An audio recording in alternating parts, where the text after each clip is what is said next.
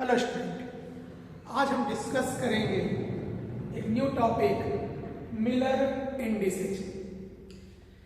Miller indices आखिर है क्या और ये दिखाना क्या चाहता है, पहले हम इस पर डिस्कस करते हैं।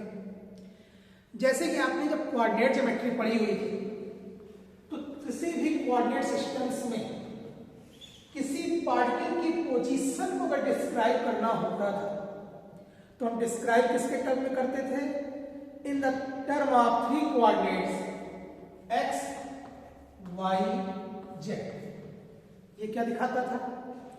ये दिखाता था कि ये जो दूरी है वो एक्स होगी, ये दूरी क्या होगी? वाई होगी, और इधर आपका जेड एक्सिस है।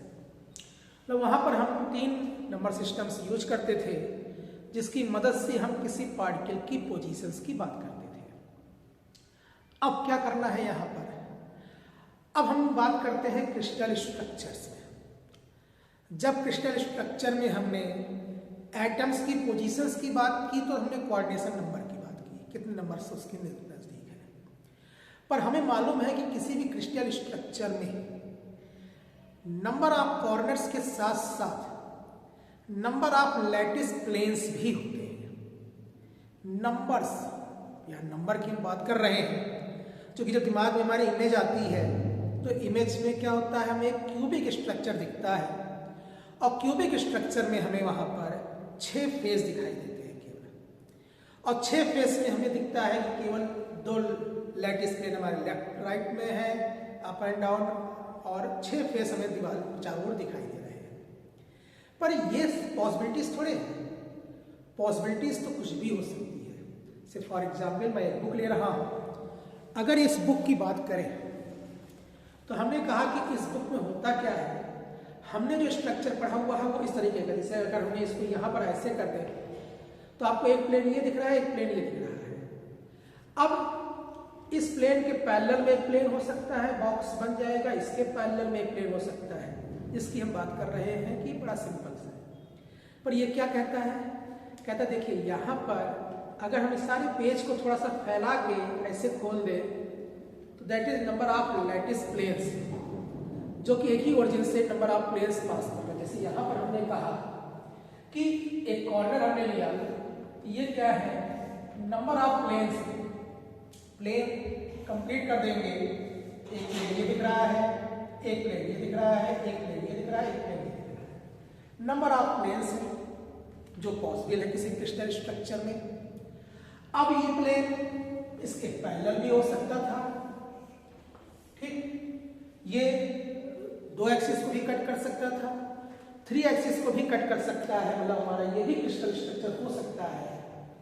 तो यहां पर मिलर इंडिसेज करता क्या है? अब देखिए व्हाट इज मिलर इंडिसेज की अगर हम बात करें तो मिलर इंडिसेज जो है वो डिफाइन करता है the position and orientation of different order of lattice plane जो डिस्क्राइब किए जाएंगे बाय 3 स्मॉलेस्ट होल नंबर।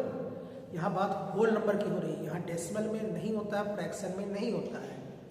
अगर हम कहते हैं कि यहां पर हम डिस्क्राइब कर रहे हैं नंबर ऑफ लैटिस प्लेन्स को बाय 3 स्मॉलेस्ट होल नंबर, वही हमारा क्या कहलाता है? मिलर इंडिसेज कहलाता है। तो अगर डेफिनेशन लिखने की बात I what is the Miller indices तो हम सीधा सीधा कहेंगे the Miller indices is defined as the 3 smallest whole number which describe the position and orientation of lattice planes in the crystal structures is called Miller indices। अब ये तो हो गया कि मिलर इंडिसेज होता क्या है। अब आखिर इस चीज को कैलकुलेट कैसे करेंगे और कैलकुलेट करने का क्या स्टेप है और कुछ एग्जाम्पल्स के साथ हम इस चीज को समझते हैं, ठीक है। तो चलिए हम यहां पर स्टेप की बात करते हैं। मिलर इंडिसेज कैलकुलेट करने के 3 स्टेप हैं। कह रहा है स्टेप 1। अगर आप स्टेप 1 की बात करेंगे तो कहता है सबसे पहले आपको क्या निकालना है? Find the intercept. Find the intercept. Intercept क्या होते हैं? कह रहा किसी भी क्रिस्टल स्ट्रक्चर में जो प्लेन एक्सिस को जिस बिंदु पर कट करेगा वो हमारा क्या कहलाएगा, इंटरसेप्ट कहलाएगा, जो कि यूनिट ट्रांसलेशन का ही मल्टीपल होता है। हम मान लेते हैं यहाँ पर कि x पे कट कर रहा है a पर, y पे कट कर रहा है b पर, z पे कट कर रहा है c पर। तो ये हमारे क्या हो गए, इंटरसेप्ट हो गए। स्टेप 2 क्या कहता है, कह रहा सेकंड स्टेप कहता है take its reciprocal, take its reciprocal. इसका हमें क्या कर लेना है, रेसिप्रोकल ले लेना है। जैसे अगर इंटरसेप्ट ए बी सी है तो रेसिप्रोकल हो जाएगा 1 by A, 1 by B, 1 by C. अब देखने से ये फ्रैक्शन फॉर्म लग रहा है और मेरी डिफिनेशन में क्या कही थी, द होल। अगर हम होल नंबर की बात करें यहाँ पर तो इसको होल नंबर में कन्वर्ट करने के लिए हमारा क्या आएगा, स्टेप 3। स्टेप 3 क्या कहता है, कह रहा है देखो ये 3 नंबर्स हैं तो इसका एलसीएम क्या हो जाएगा, ए बी सी। मल्टीप्लाई करोगे तो होल नंबर आ जाएगा और वो वही अनुपात रखेगा जो मिलन डिसेस का अनुपात होता है।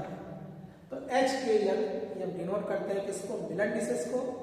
अनुपात क्या होगा, इसमें मल्टीप्लाई किया तो हो गया B C ratio A C ratio A. और ये हमारा क्या शो कर रहा है, मिलर इंडिसेज शो कर रहा है कि हमने आखिर फाइंड कैसे करते हैं the Miller indices of any lattice planes. अब कुछ एग्जाम्पल हम यहां पर लेंगे। एग्जाम्पल में हम पहला, अगर कोई केवल एक एक्सिस पे कट कर रहा हो एक्स पर, ध्यान दीजिएगा यहाँ पर केवल एक्स पे कट कर रहा है, तुरंत हमने यहां पर क्या ले लिया, ये प्लेन ले लिया। ठीक, केवल वाई पे कट कर रहा होता तो हमारा क्या हो जाता है, ये आपका वाई एक्सिस पर जो कट कर रहा है। तो ये हमने यहां पर 2 प्लेन लिए हुए हैं। अब ध्यान देंगे हमने कहा क्या, हमने कहा हमें लेना है सबसे पहला स्टेप इंटरसेप्ट।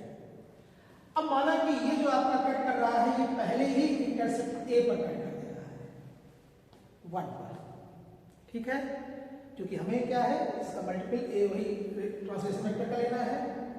इसको मान लिया कि ये बी पर कट कर रहा है, इसको पहला प्लेन मान लेते हैं, इसको दूसरा। तो पहला प्लेन में देखिए क्या हो रहा है, कहां पे कट कर रहा है, 1 पर। y कहां कट करेगा, इनफाइनाइट पर। z कहां पे कट करेगा, इनफाइनाइट पर, जो कि पैरेलल है। अब इसका रेसिप्रोकल ले लो, रेसिप्रोकल भी ये 1 हो जाएगा, 1 बाई इनफाइनाइट 0, 1 बाई इनफाइनाइट 0। क्या हो गया, 1 0 0। ऑलरेडी होल नंबर है। अच्छा अगर हम इस प्लेन की बात करें तो कह रहा है ये अगर 1 पर कट कर रहा है तो चलो मान लेते हैं 2 पे कट कर रहा है। हमने मान लिया कि ये यूनिट ट्रांसलेशन यहाँ आ रहा है, यहाँ 2 पे कट कर रहा है। तो x पर कट कर नहीं रहा है तो x का क्या हो जाएगा, इनफाइनाइट, y हो जाएगा 2 और z पर भी हो जाएगा इनफाइनाइट। रेसिप्रोकल क्या होगा, 1 बाई इनफाइनाइट 0, 1 बाई 2 और 0। अब इसको होल नंबर में कन्वर्ट करने की बात आएगी, कितना है 2 अगर है यहां पर तो क्या हो जाएगा, ये 0 1 0। ये देखिए पोजीशन तो सही कर रहा है और ये कोऑर्डिनेट बता रहा है, ये केवल x को कट करेगा, ये केवल y को कट करेगा, तो ओरिएंटेशन को भी डिस्क्राइब कर रहा है। ठीक, तो ये तो हमारा ये केस हो गया। अब एक चीज और ध्यान देंगे यहाँ पर, क्या ध्यान देने की चीज है यहाँ पर, अभी देखिए आपको हमने यहाँ पे 2 ले लिया था, ऐसे अगर हम यहाँ पर एक 2 ले लें, सेकेंड एक यहाँ पर ले लें और एक ले लें। अब यहाँ पे कोऑर्डिनेशन नंबर का भी ध्यान देना होता है कि इसके बाद जो कि ये होता है किसमें है, प्रिमिटिव सेल में है। अभी आपने इसके पहले के वीडियोज में आप देखेंगे तो यूनिट सेल और प्रिमिटिव सेल होते हैं। अगर सिंपल क्यूबिक की बात हो रही है तो उसका अगला फेस ही हमारा क्या होता है, प्रिमिटिव सेल, वही टोटल सेल ही वही है, तो वही उस प्लेन की बात करते हैं। पर अगर बॉडी सेंटर्ड या फेस सेंटर्ड है तो नंबर ऑफ आइटम्स के ज्यादा होने के कारण उसमें नंबर ऑफ प्रिमिटिव सेल्स होते हैं। तो नियरेस्ट देखा जाता है, जैसे अभी ये अकेले था तो हमारा क्या आया था 1 0 0। अगर आप इस वाले प्लेन को देखें तो आपने कहा कि इसको अगर मान लिया कि 3 है, मान लिया कि 3 है, तो प्रोसीजर से आपको क्या दिख रहा है? प्रोसीजर से दिखेगा कि x को कट कर रहा है 2 पर, y को कट करेगा इनफाइनाइट पे, z को करेगा इनफाइनाइट पर। रेशियो क्या हो जाएगा? 1/2 0 0। कन्वर्ट करेंगे तो 1 0 0। अब ये भी 1 0 0, ये भी 1 0 0, मैथमेटिकली यही आ रहा है। लेकिन अब ऑर्डर देखा जाता है। ऑर्डर अगर ये प्लेन बीच में ना हो, जैसे यहां देखिए नहीं था, तो ये वाला क्या होगा? ये सही है 0 1 0। लेकिन अगर यहां पे ये बीच में प्लेन हो जाता तो ये वाला हो जाता 2 0 2। वैसे यहां पर क्या होगा?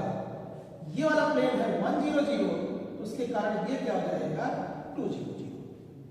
ठीक, तो ये हमारा ओरिएंटेशन के साथ ऑर्डर को भी रिप्रेजेंट कर रहा है। तो ये तो हमारा एग्जाम्पल हो गया किसका? 1 डायमेंशन का। अगर यही 2 डायमेंशन होता तो 2 डायमेंशन देखिए कैसे कैलकुलेट करते हैं।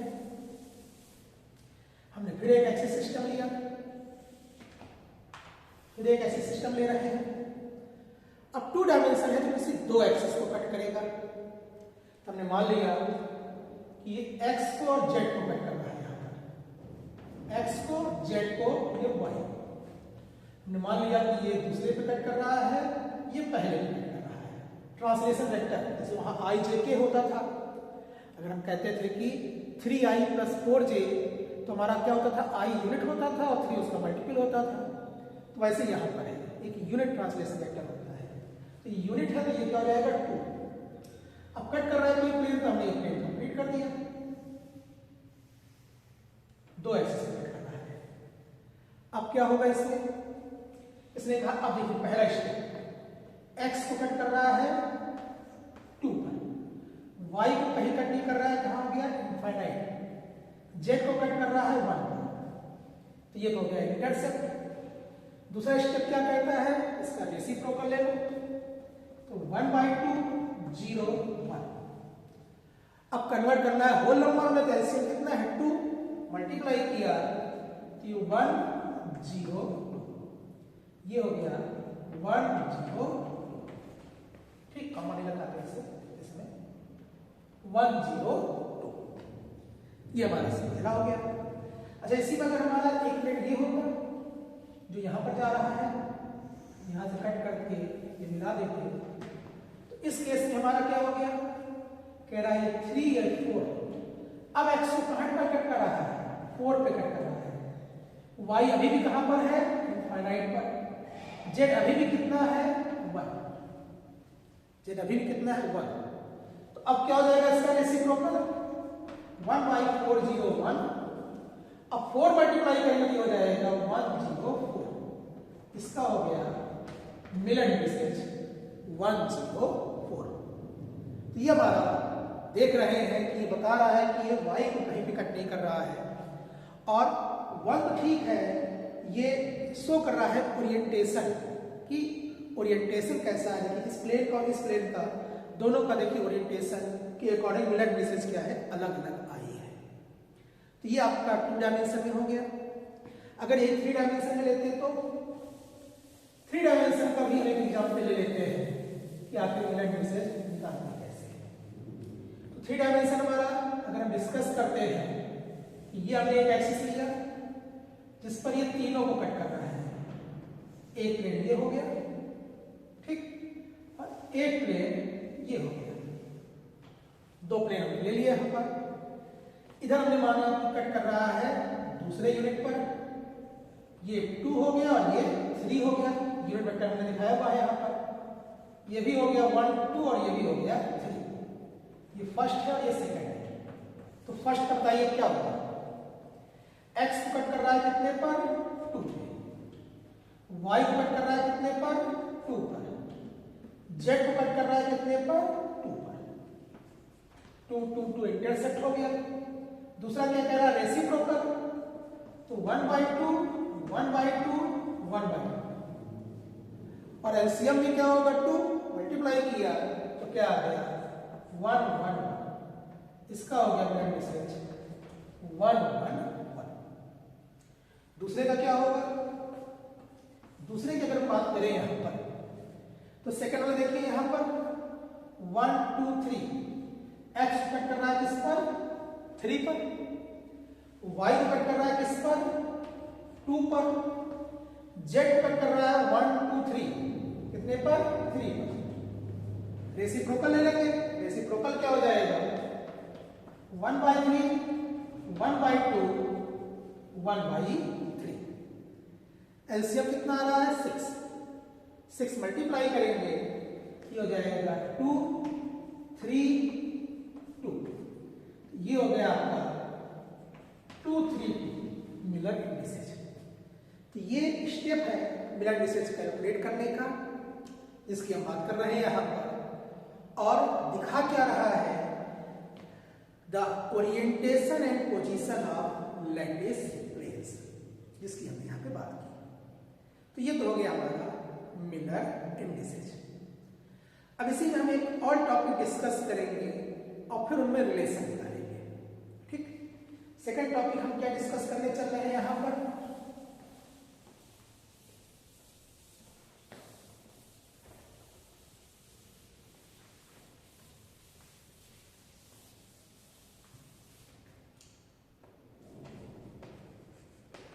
Inter planner spacing.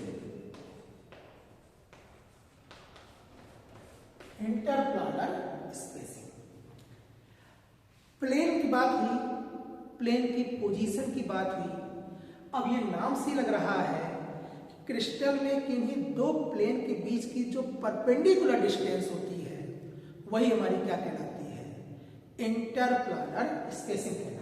जैसे अगर हमने कहा कि ये हमारा क्रिस्टल स्ट्रक्चर है और एक प्लेन तो ओरिजिन पर ही ले लिया हमने, एक प्लेन हम अगर हम ये ले लेते हैं, इन दोनों प्लेन की जो ये परपेंडिकुलर डिस्टेंस है it's so the interplanar spacing.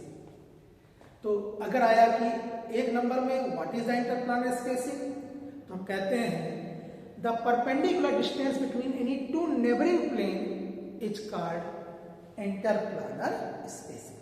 ठीक, ये तो हो गया what is interplanar spacing.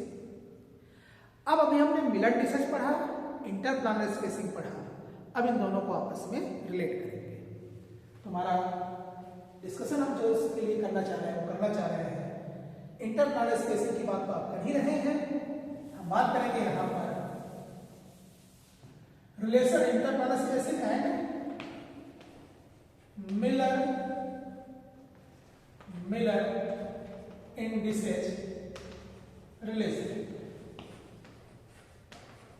हम रिलेशन की बात करना चाह रहे हैं। चलिए देखते हैं रिलेशंस क्या होता है। अगर हम बात कर रहे हैं यहां पर प्लेन्स के रिलेशंस की, तो हमें चाहिए क्या, हमें चाहिए यहां पर कोऑर्डिनेट सिस्टम। हमने यहां पर एक कोऑर्डिनेट सिस्टम लिया। अब चूंकि मिलर इंडिसेज और इंटर प्लानर स्पेसिंग दोनों प्लेन पर है तो हमें एक प्लेन चाहिए, और चूंकि जनरल फार्मूला निकालना है तो हम यहां पर 3 डायमेंशन में दिखा रहे हैं कि 3 डायमेंशन हमने ले लिया जहां पर ये इसको कट करेगा। ठीक, अब हमने मान लिया कि ये ओरिजिन O हो गया, ये A ले लिया, ये B ले लिया, ये C ले लिया। ये हमने क्या लिया है यहां पर इंटर प्लानर, और मतलब एक प्लेन कंसीडर किया जो तीनों एक्सिस को कट कर रहा है। थोड़ा डिफिनेशन पे ध्यान देंगे। हमने मिलर इंडिसेज के लिए क्या कहा था, मिलर इंडिसेज कहा था हमने यहां पर कि रेस निकालने का तरीका क्या है, reciprocal of the intercept and convert in whole number, ये कहा था। तो अगर हमें इंटरसेप्ट निकालना हुआ और हमने माना कि जो प्लेन है इसका मिलर इंडिसेज क्या है, HAL है, तो अगर मिलर इंडिसेज रेसिप्रोकल था इंटरसेप्ट का, तो इंटरसेप्ट क्या होगा, रेसिप्रोकल होगा किसका, मिलर इंडिसेज का। और x में यूनिट ट्रांसलेशन वेक्टर a है, तो ये हो जाएगा a/h, ये हो जाएगा b/k, ये हो जाएगा c/l। तो इंटरसेप्ट हमने क्या ले लिया, OA = a/h, OB = B by K and OC equal C by L, जहां H K L हमारा क्या है, मिलर इंडिसेज है।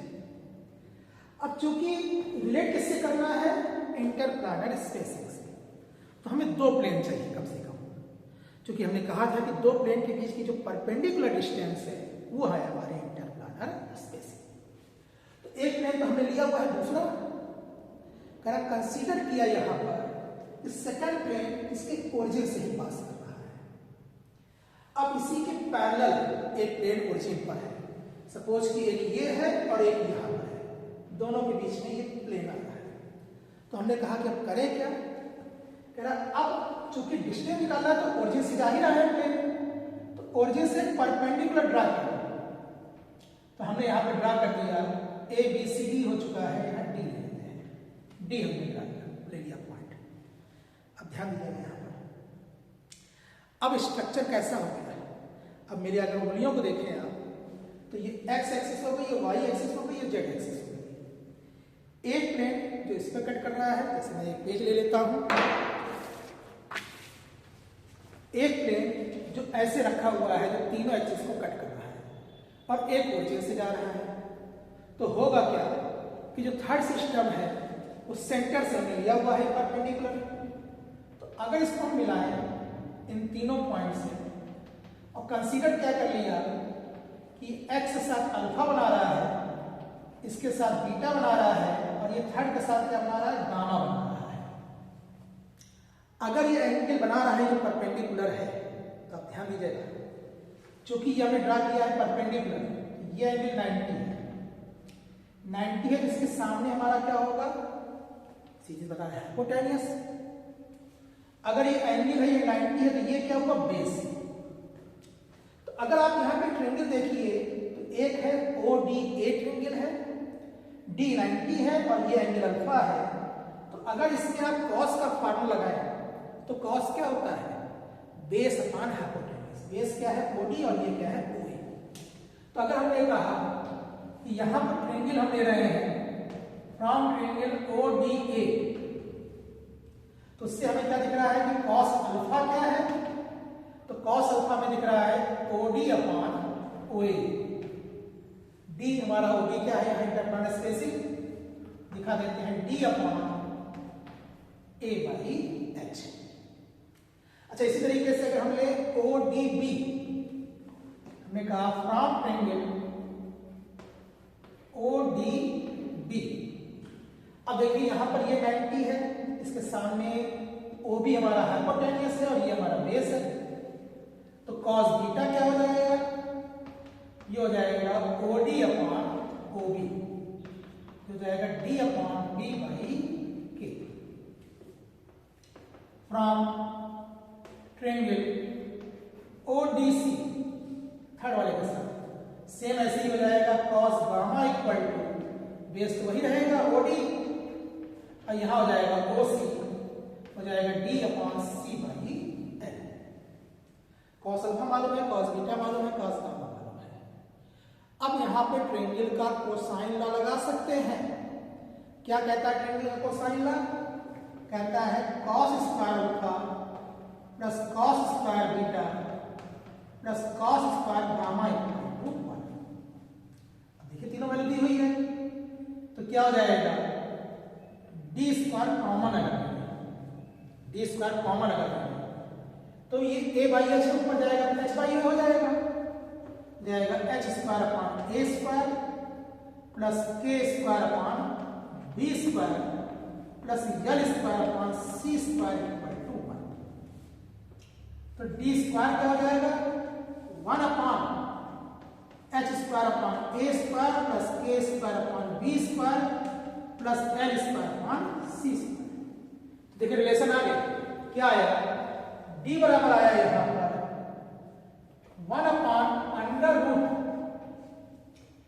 H square upon A square plus K square upon B square plus L square upon C square.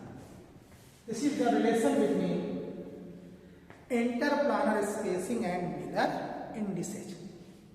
ठीक, अच्छा, अगर cubic crystal की बात करें, क्योंकि हम ज्यादातर क्यूबिक की बात करते हैं, तो फॉर क्यूबिक क्रिस्टल की अगर हम बात करें तो क्यूबिक क्रिस्टल की पहचान क्या थी? जिसके तीनों साइड्स आपस में बराबर हो। तो बराबर क्या हो? A equal to B equal to C।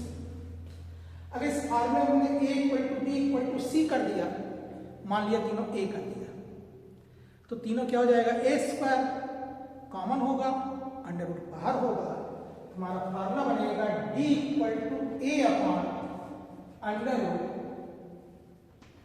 H square plus A square plus L square. ये फार्मूला हमारा किसके लिए होता है? क्यूबिक क्रिस्टल के लिए। अब किसी भी क्यूबिक क्रिस्टल में कोई भी प्लेन दिया हो तो प्लेन और ऑर्डर को देखते हुए, प्रिमिटिव सेल को देखते हुए हम वहां पर HKL की वैल्यू निकाल सकते हैं, और HKL की अगर वैल्यू मालूम हो गई तो हम इंटरप्लानर स्पेसिंग की बात कर सकते हैं। और यही तुम्हारा शो कर रहा है the relation between interplanar spacing and Miller indices. ये आपके 6 सेमेस्टर की पहली यूनिट का लगभग लास्ट टॉपिक है। अब इसके बाद हम नई यूनिट की ओर चलेंगे। नोट्स आपको ग्रुप में भेजी जाती है, बाकी मेरा एक टेलीग्राम चैनल है, आप उस पर भी जुड़ जाएंगे तो नोट्स आपको उस पर मिल जाएगी। टेलीग्राम चैनल आप सर्च करेंगे अजय सर की क्लास, तो उसके नाम पर आपको मिलेगा और उस पर आपको इसकी नोट्स उपलब्ध रहेगी, तो आप वहाँ से इसकी नोट्स ले सकते हैं। बाकी YouTube में एक सेटिंग होती है, अगर आप नीचे कैप्शन ऑन कर दें तो जो मैं बोल रहा हूँ रिटेन में भी आपको हिंदी में मिलेगा और उससे भी आप नोट्स बना सकते हैं। ये पूरी सॉलिड स्टेट फिजिक्स की आपकी एक सीरीज बनाई जा रही है, लेक्चर सीरीज। आपको अच्छा लगे तो आप अपने बाकी दोस्तों से, जहाँ से भी आप BSc कर रहे हैं, वहाँ अपनी क्लास में इसको शेयर कर सकते हैं और उनसे कह सकते हैं कि इसको सब्सक्राइब करें। धन्यवाद। मिलते हैं हम अगले यूनिट के नए टॉपिक के साथ। आगे धन्यवाद।